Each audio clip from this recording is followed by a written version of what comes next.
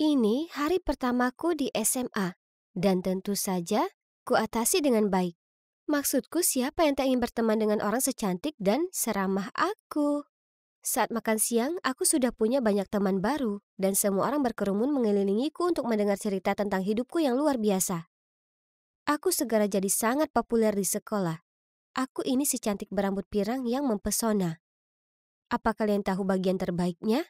Cowok-cowok mulai memperhatikanku juga. Bahkan kapten tim basket, Mitchell, juga suka padaku. Itu masuk akal, maksudku terang saja. Cowok paling tampan di sekolah akan tertarik dengan cewek tercantik di sekolah. Dan coba tebak, dia mengikutiku di perjalanan pulang saat ini. Terus menguntitku, ha? Tunggu saja. Sepertinya kehidupanku yang baru di sekolah ini akan jadi luar biasa. Nah, Namia, itu bukan pertanyaan mudah tapi kau menjawabnya dengan sangat tepat. Kerja bagus. Lihat kan, tak hanya berparas cantik, aku juga salah satu murid terpintar di sekolah. Para penggemarku bertambah dan bertambah. Sepertinya semua orang ingin habiskan waktu dengan orang sesempurna aku. Di sini aku cerita ke teman-temanku bagaimana pada awalnya orang-orang kadang salah menilaiku. Karena aku berasal dari keluarga yang sangat sukses dan terpelajar. Orang tuaku adalah orang yang kaya raya yang mendorongku untuk terus jadi versi terbaik dari diri sendiri. Dan berusaha keras agar tak mengecewakan mereka. Hei Mia, permisi, tapi kenapa kau tak pernah memakai pakaian rancangan desainer atau menggunakan barang mahal? Dia menatap ke sepatu kets milikku yang terlihat lusuh. Aku mengerti kenapa ini terlihat sedikit aneh, tapi asal kalian tahu, aku berpakaian seperti ini karena orang tuaku menekankan pentingnya bersikap rendah hati. Begitu juga cara hidupku. Kebaikan itu lebih baik daripada kecantikan, ya kan? Kemudian ku keluarkan ponselku dan tunjukkan ke mereka nilai-nilaiku dari sekolah lamaku. Semua orang terkesiap melihatku karena begitu sempurna. Aku dicintai, dikagumi, dipuja. Tapi tentu saja, dengan menjadi sehebat ini, berarti akan ada saja beberapa anak yang iri padaku. Maksudku, kurasa aku tak bisa salahkan mereka. Aku berkilau bagai permata, sementara mereka terlihat kusam dan biasa saja. Suatu kali setelah ujian, segera saat guru beranjak pergi, ada cewek bernama Laila berdiri dan berkata, "Mia curang. Aku lihat dengan mata kepalaku sendiri. Aku juga lihat itu. Dia memeriksa ponselnya saat ujian." Semua orang terkesiap kaget. Tepat di saat itu, ketua kelas Mark berteriak, "Hei, hei, berhenti. Kita semua tahu Mia murid yang hebat. Tak mungkin dia curang." Nah, itu maksudku. Laila dan Celia pasti sangat iri karena rencana kecil mereka untuk menghancurkanku tak berhasil. Dan ketua kelas? Dia datang entah dari mana untuk melindungiku. Dia pasti salah satu dari banyak pengagumku. Tapi, maaf Mark, aku ini jauh dari levelmu. Cewek sepertiku butuh laki-laki yang dewasa, kaya, dan tampan. Cowok-cowok di sekolah memang ganteng, tapi mereka cuma anak-anak. Mereka di bawahku. Suatu kali aku sedang buru-buru dan tak punya banyak waktu untuk memeriksa lokerku. Jadi tanpa sengaja aku bawa buku paket yang salah ke kelas. Menyadari kesalahanku, Laila dan Celia langsung ikut campur. Oh, apa ini? Kami kira nona sempurna ini tak pernah mengacaukan apapun. Aku bahkan tak punya kesempatan untuk berkata apapun, karena cewek bernama Beatrice ini angkat bicara. Hei, hentikan! Siapa sih yang tak membuat kesalahan sesekali, hah? Ini, kau bisa berbagi milikku. Oh wow, cewek ini cukup baik. Senang rasanya punya sekutu untuk menghadapi Laila dan Celia. Jadi, saat makan siang aku bergabung di meja Beatrice. Kita mulai ngobrol dan jelas dia terpesona dengan betapa menakjubkannya hidupku. Hebat, sekarang aku punya pendamping yang setia. Hey Beth, bantu aku mengerjakan PR hari ini, oke? Lagi? Aku harus menghadiri pesta penting dengan orang tuaku malam ini. Akan ada para politisi dan plutokrat. Aku tak punya waktu mengerjakan PR. Sekarang aku harus pulang lebih awal untuk berganti pakaian dan berdandan. Bye. Aku tak perlu menoleh untuk tahu wajahnya yang lucu kebingungan. Dia terlihat seperti itu setiap kali ku minta mengerjakan PR-ku. Tapi itu sepadan, ya kan Beatrice? Dia bisa bergaul dengan anak ajaib paling keren di sekolah. Aku. Jadi, sedikit PR tambahan adalah hal murah untuk membayar privilege seperti itu. Kalian tahu, bagiku, PR itu remeh. Aku cuma tak punya waktu untuk itu. Harus kuakui, kalau punya Beatrice di dekatku itu sangat nyaman. Dia memastikan nilaiku tetap tinggi di kelas, memberiku waktu untuk bermain polo, bermain ke klub golf, dan menghadiri acara amal bersama orang tuaku. Dia juga membiarkan aku meminjam gaunnya, make-upnya, dan sepatu hak tingginya yang sangat cantik.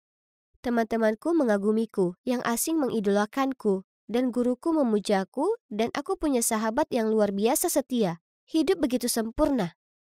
Hingga suatu hari, saat aku sedang melenggang di sepanjang lorong, kuperhatikan ada yang aneh.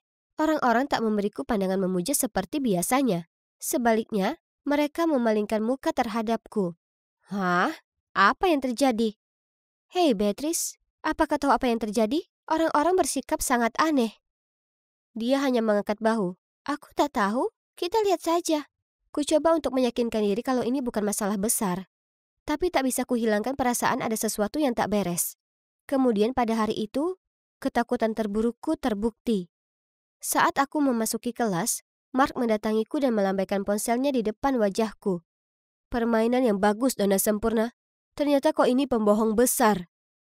Kulihat ponselnya dan melihat postingan panjang dan banyak sekali foto terlampir.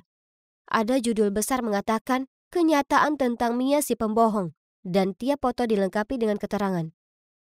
Rumah Mia sebenarnya sangat biasa saja. Dia tinggal di sini dengan kakek neneknya. Tak ada mansion mewah atau orang tua kaya raya.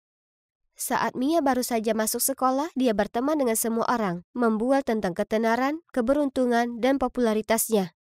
Aku tak tahu siapa dia, jadi bagaimana jika kita berbagi saja jalan yang sama menuju halte bus? Siapa bilang aku berniat berkenalan dengannya? Transkrip nilai dari sekolah lamanya bahkan bukan miliknya. Dia hanya mengedit namanya di atasnya. Setiap kali dia berdiri untuk menjawab pertanyaan atau mengerjakan tes, dia curang supaya mendapatkan nilai yang baik. Ya Tuhan, semua ini. Bagaimana mereka tahu? Rasanya jantungku tercekat di tenggorokan dan kepalaku berputar-putar. Mataku kabur saat kulihat Laila dan Celia mendekatiku. Aku menatap mereka terkejut. Mia, jujur, kami tak membencimu. Hanya saja kami menyadari ceritamu itu konyol, jadi kami putuskan untuk mencari tahu kebenaran. Itu benar, tapi kau memang benar-benar menutupi jejakmu. Kami tak temukan apapun. Tunggu dulu. Jadi, siapa yang menemukan bukti-bukti ini? Aku. Tepat saat itu, sahabatku muncul, diikuti dengan guru wali kelas. Mia, aku tahu kau pikir aku orang putus asa yang bisa kau kendalikan. Tapi tidak. Aku segera mengetahui semua yang kau katakan itu bohong. Jadi kukumpulkan bukti untuk membuktikannya. Semua orang melongo padaku dengan kecewa. Aku merasa sangat kebingungan karena situasi tersebut. Ini tak mungkin terjadi. Kucubit lenganku. Aduh, itu sama-sama terasa sakit dan nyata seperti apa yang terjadi di depan mataku saat ini. Beatrice melanjutkan, tak baik untukmu hidup dalam kebohongan seperti ini. Kau ini siapa?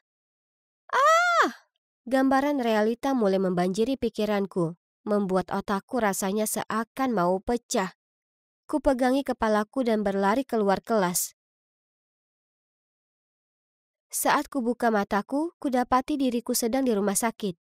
Wali kelas sedang duduk di sampingku dan kakek nenekku juga ada di sana. Mereka semua tampak sangat kecewa. Mia, kepala sekolah sangat marah dan akan mengeluarkanmu. Tapi Beatrice dan temannya yang meyakinkan beliau untuk membiarkanmu tetap sekolah. Apa? Beatrice? Tapi dia orang yang mengungkapku. Menyadari keterkejutanku, guru tersebut melanjutkan. Setelah melihat reaksimu, Beatrice sadar kalau mungkin kau punya masalah psikologis. Jadi dia meyakinkan kami untuk membantu membawamu ke rumah sakit untuk diagnosa. Aku memandang kakek dan nenekku. Mereka semua menangis. Tak disangka, tangisku pecah. Kudambakan kehidupan impian penuh dengan ketenaran, kekayaan, dan para pengagum. Sampai-sampai kubuat gambaran diriku sendiri di realita lain. Aku juga begitu terhanyut dalam skenario ilusi itu. Sampai aku lupa dengan realitaku sendiri. Ini terjadi bulan lalu. Dan saat ini aku sedang dalam pengobatan untuk delusiku dan juga menemui terapis. Sekarang aku dalam perjalanan menemui Beatrice, Laila, Celia, dan Mark. Tidak, aku tak mengada-ngada. Aku sungguhan menemui mereka. Oh astaga, itu mereka. Ini menakutkan, tapi ada sesuatu yang harus kulakukan. Jadi ku tarik napas dalam-dalam, kemudian mengikuti saran terapisku. Aku bicara dari lubuk hatiku. Hai guys, terima kasih sudah datang. Pertama-tama, aku mau minta maaf karena berbohong. Nyatanya, aku hidup dengan begitu banyak kebohongan sampai tak bisa lagi membedakan mana yang nyata dan tidak. Terapisku membantuku sadar kalau semua ini berawal setelah aku kehilangan orang tuaku. Sebagian bawah sadarku putus asa mendambakan kehidupan impian ini, sampai kuciptakan hidup baru. Dengan cara ini aku tak harus terima kenyataan, yaitu orang tuaku telah tiada, dan aku hidup dengan kakek nenekku yang miskin. Setelah selesai bicara, kupandang mereka semua. Setengah bersiap mereka akan memakiku atau apa, tapi sebaliknya. Beatrice tersenyum padaku dan berkata, "Butuh banyak keberanian untuk datang ke sini dan mengatakan itu. Aku juga minta maaf. Seharusnya aku tak mengucilkanmu seperti itu, tapi aku tak tahu kau sedang sakit." "Sama. Aku bangga padamu." "Aku juga." "Aku juga. Sekarang, kapan kita pesan kuenya?" Jadi, sekarang bagaimana? Ya, aku masih minum obat dan konsultasi dengan terapisku. Sekarang aku bisa bedakan antara angan-angan dan kenyataan. Dan juga aku kembali bersekolah. Dan para guru serta teman sekelasku semuanya sangat menerima.